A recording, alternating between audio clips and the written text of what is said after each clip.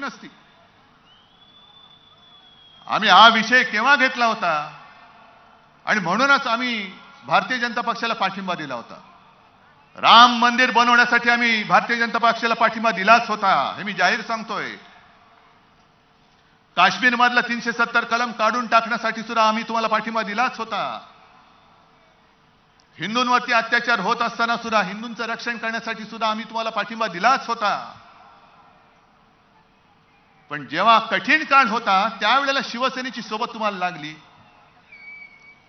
अटल बिहारी वाजपेयी जेव्हा यांना केराच्या टोपलीत टाकायला निघाले होते तेव्हा तुम्हाला शिवसेना प्रमुखांनी मदत केली. ती शिवसेना तुम्ही आज संपवायला निघालात.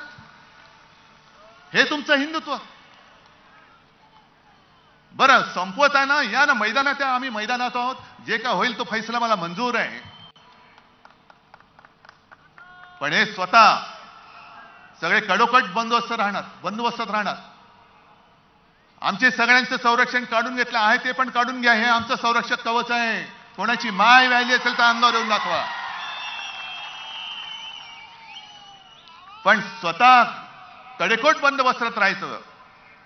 पोलीस, निमलष्करी, लष्करी, पुढे बॉम्ब जॅमर, एवढं सगळं करून तुम्ही 56 इंचाची छाती दाखवता. अरे माझ्या शेतकऱ्याची सुकलेली छाती, हडकुळी छाती तुम्हाला भारी पडणार आहे. ती भारी पडणार आहे. पण संपूर्ण संरक्षक कवचात राहणार.